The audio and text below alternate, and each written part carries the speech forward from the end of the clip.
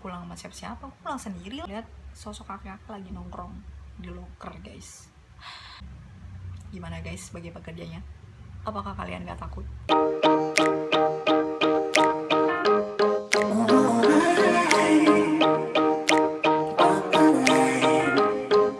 Hai guys, kembali lagi bersama aku Putri Sardi. Long time no see ya guys.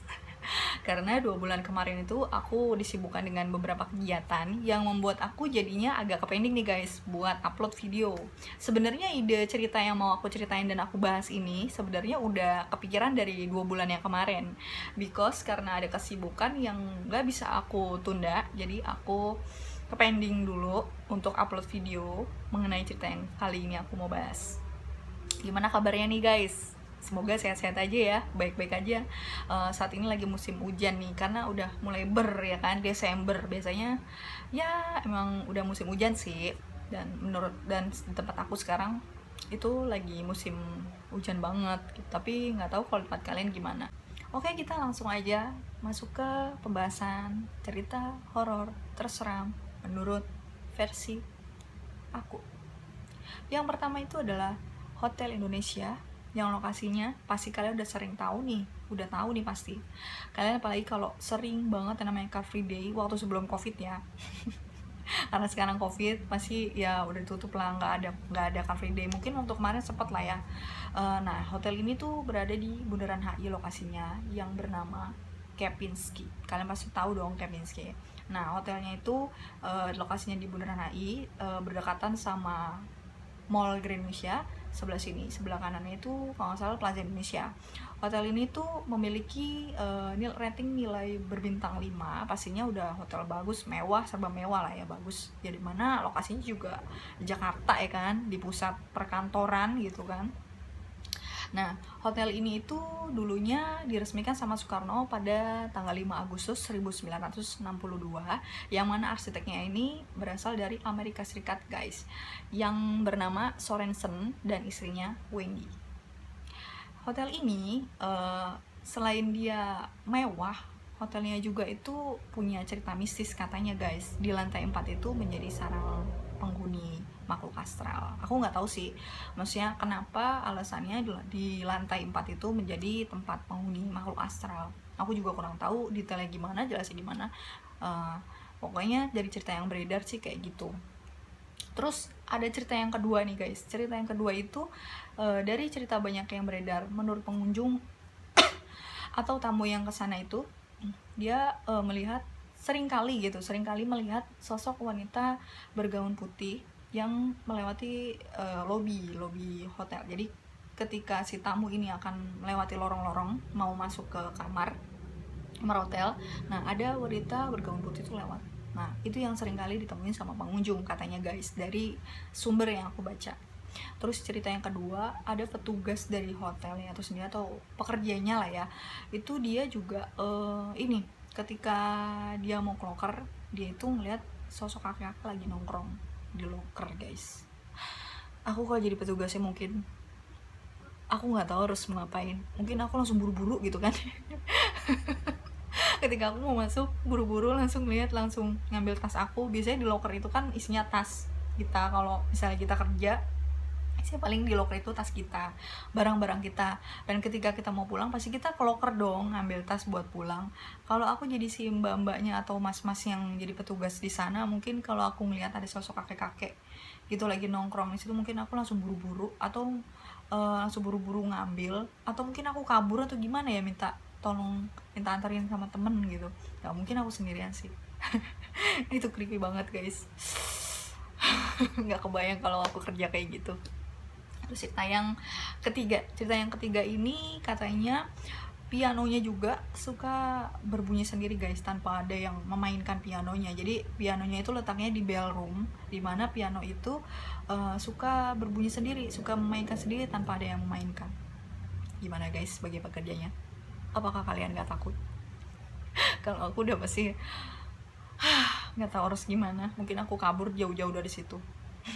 Kalau aku sedang berjaga, mungkin sebagai sip-sipan biasanya kan suka ganti-gantian gitu. Kalau aku mungkin kalau jadi petugasnya aku jauh-jauh deh dari situ, kalau udah tahu kayak gitu sekali 2 kali. Oke, yang keempat itu ceritanya ada karyawan mau pulang.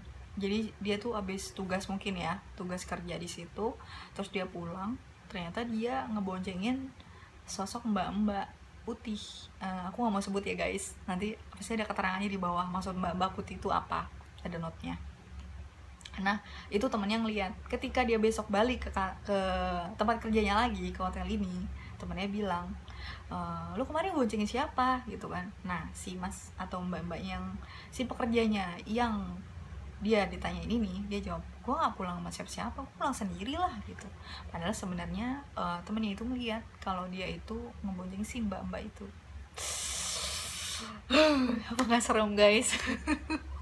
Padahal itu hotelnya bintang 5 guys. Kebayang gak sih, ternyata punya kisah mistis. Tapi di balik kisah cerita mistisnya ini, hotel ini tuh gak sepi sama pengunjung guys. Ya namanya juga hotel bintang 5 ya kan, serba mewah, serba oke, fasilitas bagus. Terus view-nya juga langsung ngeliat gitu kan. Ada bundaran HI, terus ada pancurannya, terus ngeliat kesibukan kota Jakarta yang naik mobil lalu lalang segala macem, perkantoran. Itu pasti ya orang banyak yang kesana gitu meskipun ada horornya. Oke, kita lanjut ke hotel yang kedua, yaitu adalah Hotel Niagara Malang. Hotel Niagara Malang ini didirikan pada tahun 1918 pada saat itu oleh arsitek yang berasal dari Brazil, yang mana arsiteknya ini tuh lagi tinggal di Indonesia karena pada saat itu masa penjajahan kolonial Belanda guys. Jadi dia lagi tinggal di Indonesia, kemudian dia ngebangun Hotel Niagara Malang ini. Makanya Hotel Niagara Malang, kalau kalian tahu, itu hotelnya masih terkesan kuno banget. Jadi kalau kalian pengen tahu detail, kalian bisa browsing aja di Google, cari tahu. Kalau Hotel Niagara Malang ini kan memang masih terkesan kuno ya. Ini klasik banget. Dan Hotel Niagara Malang ini dulunya sebelum dijadiin hotel itu sebenarnya adalah villa guys. Jadi pemiliknya itu namanya Lim Xianzhou, yang mana dia itu dulu adalah pengusaha kaya yang berasal dari negeri Tiongkok atau Cina. Dia itu waktu itu lagi tinggal di Indonesia. Dan dia ngebangun villa yang bernama Niagara Malang ini, yang sebelumnya sekarang jadi hotel ya. Sebelumnya di hotel kan jadi villa. Nah, dia ngebangun villa buat tempat peristirahatan si Lim Xianzhou ini. Jadi dia bikin villa ini buat tempat dia istirahat. Tapi lama-lama kemudian akhirnya villanya ini diakuisisi sama pemilik barunya. Aku nggak tahu namanya siapa. Akhirnya jadilah namanya Hotel Niagara Malang. Nah, setelah dijadikan hotel ini, ternyata memiliki cerita mistisnya nih guys, yang sering beredar. Yang pertama itu, cerita mistisnya itu ada hantu noni Belanda yang berjalan di koridor. Hampir sama kayak cerita si Hotel Kempinski tadi, cuma bedanya tadi kan wanita bergaun putih. Kalau yang ini kan noni Belanda guys. Jadi noni Belanda itu suka jalan di koridor. Itu cerita yang pertama. Cerita yang kedua itu ada, kalau di sana kan ada kayak pintu lift gitu guys, katanya pintu lift itu terbuat dari kayu. Nah, karena pintu liftnya itu liftnya itu udah jarang beroperasi, maksudnya udah nggak berfungsi lagi lah ya, udah nggak dipakai lagi. Itu katanya suka kebuka tutup sendiri pintunya lift itu, padahal udah nggak beroperasi lagi. Creepy nggak sih guys kalau kalian lihat kondisinya lagi itu pintu kenapa kebuka sendiri? Posisinya kalau aku yang di posisi itu ngeliat, mungkin aku udah kabur. langsung mungkin bisa jadi langsung ngibrit ke bawah nyariin teman-teman. Kalaupun aku nggak akan berani sih hidup sendirian, sumpah, kalau tahu hotel itu horor. Terus cerita yang ketiga itu katanya ada suara wanita yang suka ketawa sendiri dari kamar mandi. Gimana guys, mau mandi aja jadi bingung ya, mau mandi aja creepy banget, jadi kepikiran yang aneh-aneh gitu kan. Kalau udah tahu misalnya kejadian nih, maaf jangan sampai lah ya, kedengeran suara wanita kayak gitu lagi ketawa malamnya, terus paginya kita mau mandi, pasti kepikiran dong tadi malam ketawa siapa, terus kita mau mandi sekarang nih, terus kondisinya pasti ya aku kepikiran banget guys. Aduh, creepy banget.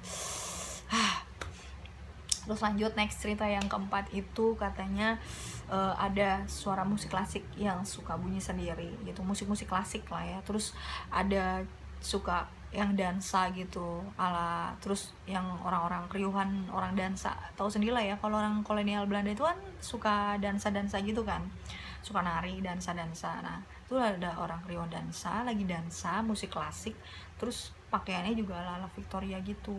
Nah itu dia juga jalan-jalan guys di sekitar gedung, sekitar hotelnya itu.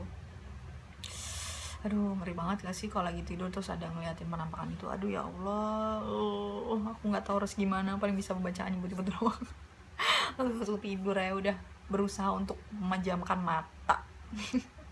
Kalian gimana guys, kalau kalian punya cerita tentang Niagara ini, kalian bisa komen di bawah ya guys, supaya aku pengen baca gimana pengalaman kalian tidur di Hotel Niagara Malang. Karena terus terang aku belum pernah sih nyobain menginap di Hotel Niagara Malang ini. Dan cerita horor yang terakhir itu katanya ada poltergeist.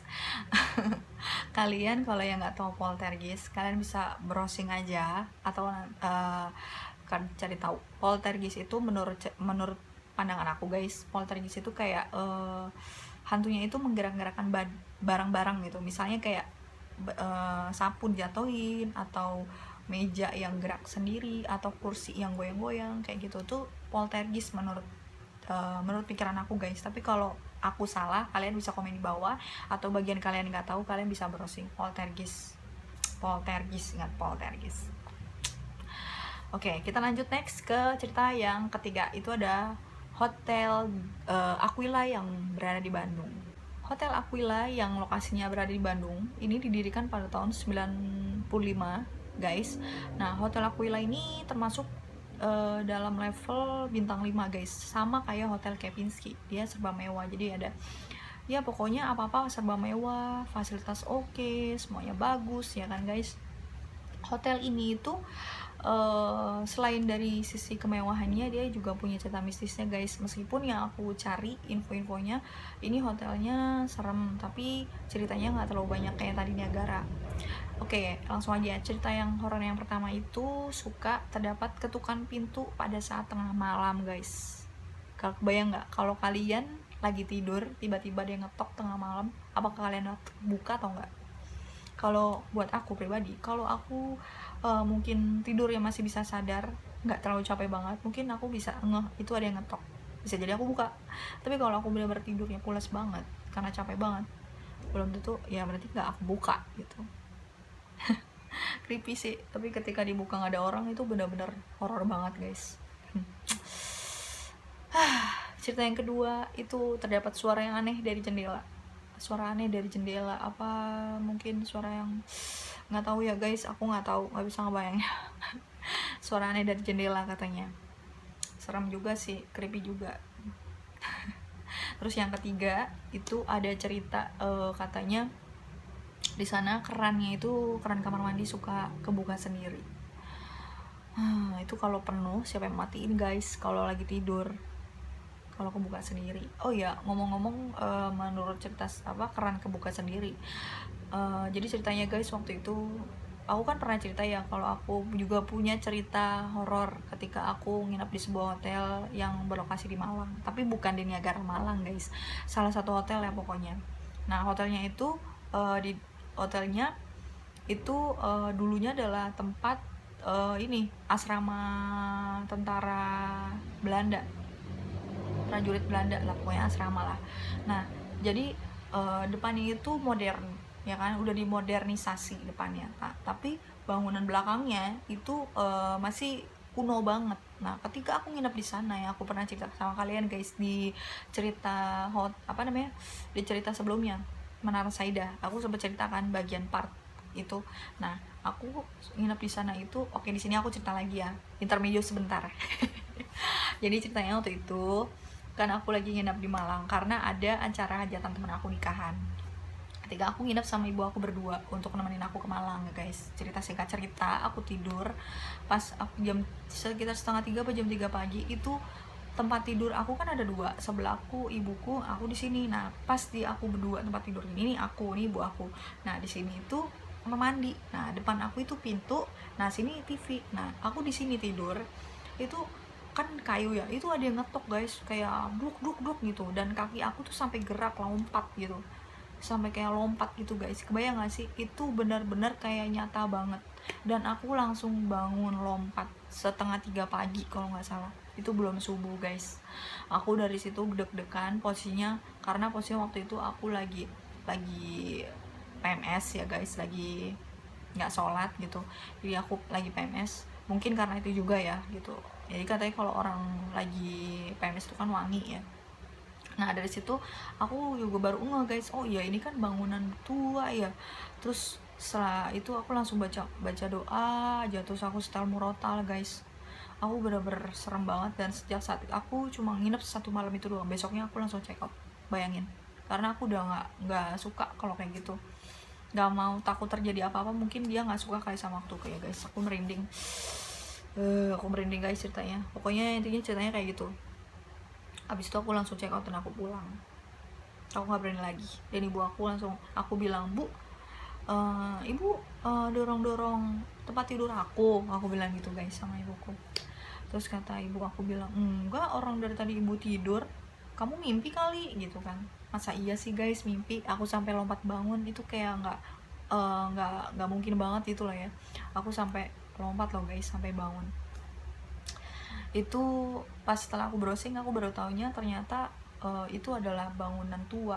Dulunya adalah asrama prajurit tentara Belanda yang dulunya mungkin ngemes di situ kali ya.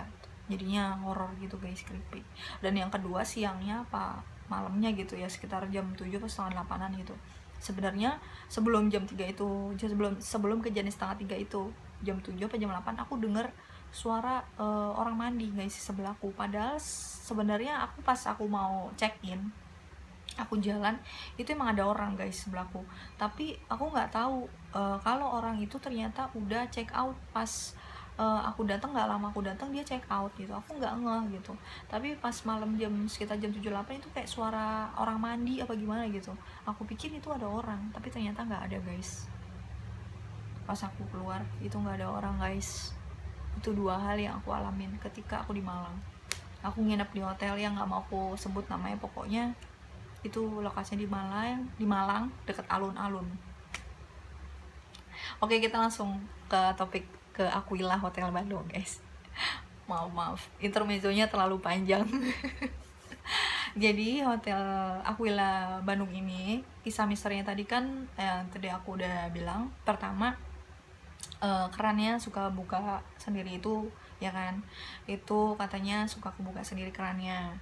Terus setelah itu ada penampakan juga, kayak ada saat pengunjung datang itu lewat lorong itu ada penampakan juga. Jadi wujudnya itu nggak tahu perempuan atau laki-laki, pokoknya saat pengunjung datang itu juga ada yang menampakkan diri guys di lorong-lorong itu kayak gitu. Jadi ya mungkin itu adalah umum ya gitu yang terjadi di hotel, beberapa hotel kayak penampakan gitu. Kayak tadi di Aquila juga ada, di Aquila ini ada, terus di Kempinski ada, sama di Malang juga ada. Bagaimana menurut cerita kalian? Kalau kalian punya cerita, kalian boleh dong share di bawah komen aku, atau kalian mau DM aku juga boleh, atau mungkin kalian mau email aku aja, email juga nggak apa-apa. Nanti aku bisa ceritain lagi kalau kalian pengen aku ceritain, jadi di part selanjutnya, hotel terseram selanjutnya, untuk bahan referensi aku juga. Yang keempat adalah Hotel Ina Samudra yang letaknya di Sukabumi. Yang mana hotel ini guys, pasti kalian udah sering dengar, ada beberapa lah. Hotel ini tuh punya cerita mistis yang mana di nomor 308. Yang 308 ini tepatnya Nyai Roro Kidul, yang dulunya hotel ini tuh dimiliki sama orang Jepang di bawah Okura Hotel Tokyo Jepang. Dulunya itu punya dia. Nah, sekarang udah punya dia lagi. Aku lupa siapa sekarang pemegangnya. Pokoknya kalian bisa browsing lah. Intinya dulu itu punya orang Jepang, dan karena orang Jepang itu nggak ngerti, jadi ya ada kesan mistisnya. Jadi pertama kali hotel ini tuh diresmikan sama presiden pertama kita, Pak Pak Soekarno Hatta. Pak Soekarno itu pada tahun 1962 dan selesai dibangun itu 1965 guys. Dan hotel ini itu lokasinya di Kecamatan Cikakak guys, ya kan, pokoknya daerah Sukabumi lah ya. Aku kurang ngerti Cikakak itu di mana, pokoknya itu dekat Sukabumi. Pasti kalian tahu lah Hotel Ina, browsing aja. Kalau kalian mau coba nginap silakan. Pokoknya hotel ini punya cerita mistis di kamar 308, yang mana 308 itu adalah tempat peristirahatan Nyi Ero Kidul. Dulunya sebelum ditetapkan sebagai kamar 308 ini sebagai tempat Nyi Ero Kidul itu masih dipegang sama Jepang. Orang Jepang ini itu banyak wisata itu yang meninggal guys, saat berenang di dekat hotel itu banyak yang meninggal. Dan akhirnya setelah ditelisik sama orang yang ngerti dunia supranaturalan itu, kayak apa ya, petugasnya di hotel itu, ternyata ada yang punya ilmu supernaturalnya itu tinggi katanya. Akhirnya dia dapat pesan dari Nyi Ero Kidulnya bahwa kamar 308 itu adalah punyanya dia dan harus nuansanya serba hijau, karena hijau itu adalah warna kesukaannya Nyi Ero Kidul guys. Jadi dari segi lukisan, dari segi wallpaper, dan semua ornamen-ornamennya harus serba hijau gitu. Dan di sana juga katanya ada lukisan yang besar itu kan, lukisan Nyi Ero Kidulnya. Nah itu dia, akhirnya ditetapkanlah kamar 308 itu tidak boleh disewakan, katanya dapat pesannya kayak gitu, nggak boleh disewakan karena itu miliknya si Nyi Ero Kidul untuk tempat peristirahatannya dia. Di nomor 308 itu nggak boleh disewain guys. Tapi kalau emang mungkin ada orang yang banyak kan cerita-cerita yang pasti di infotainment juga pernah ada lah ya, cerita-cerita di TV itu kayak yang tentang mistis.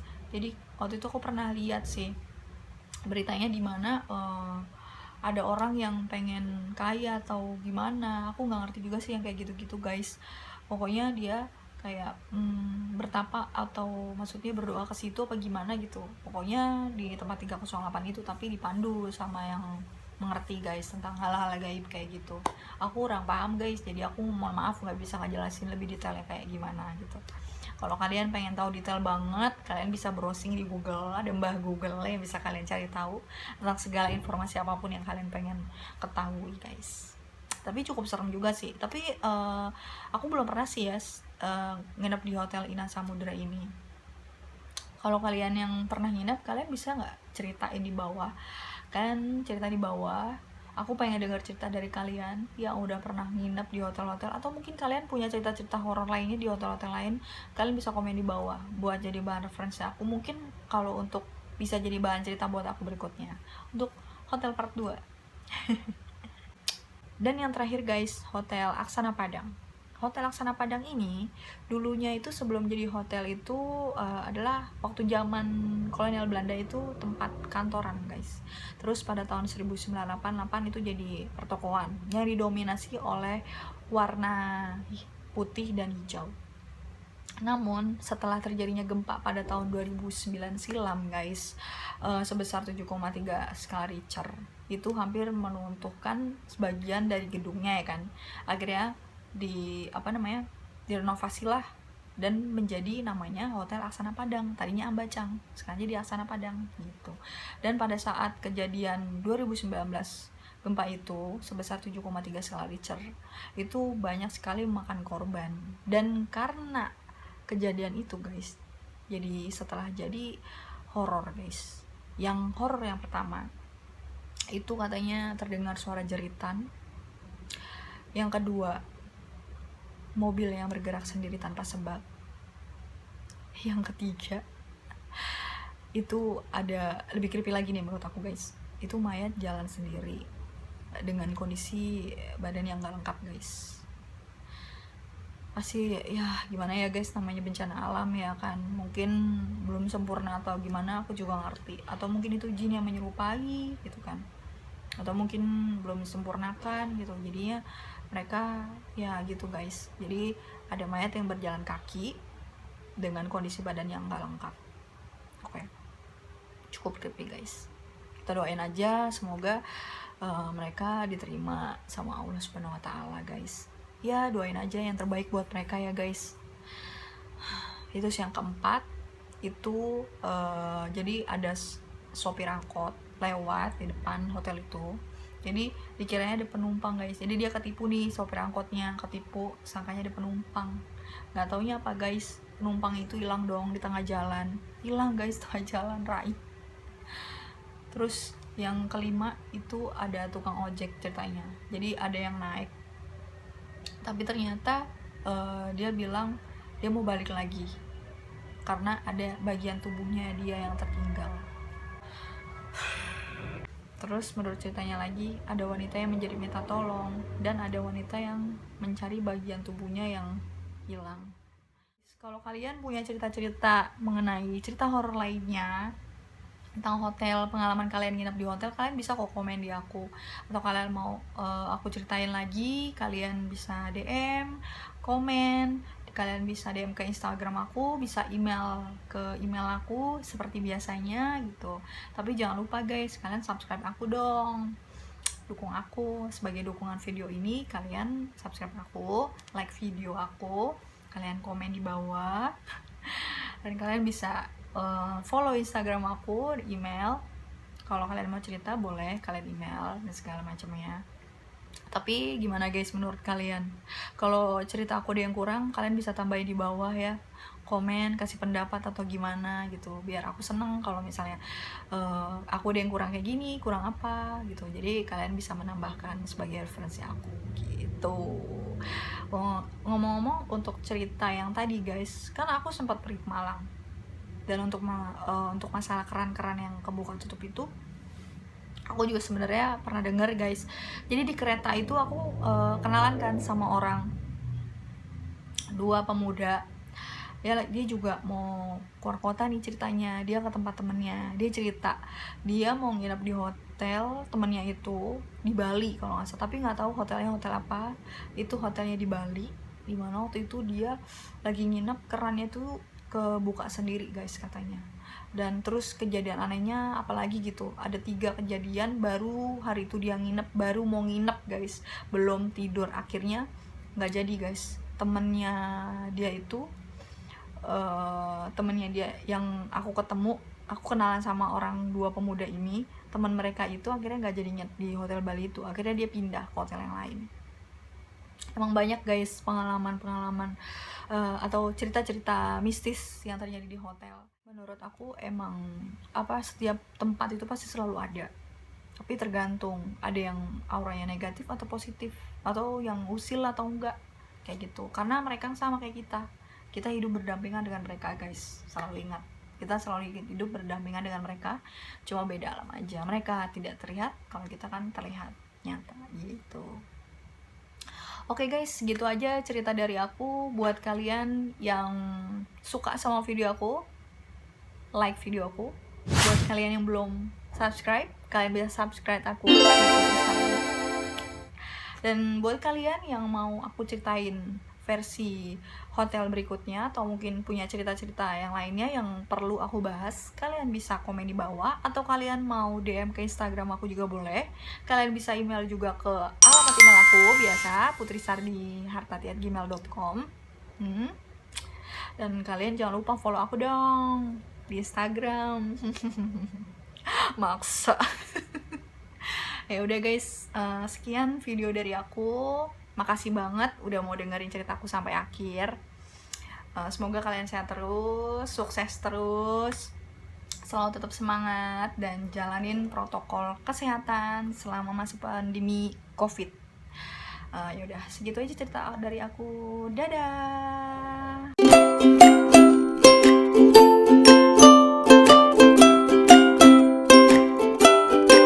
Hotel Niagara Mala.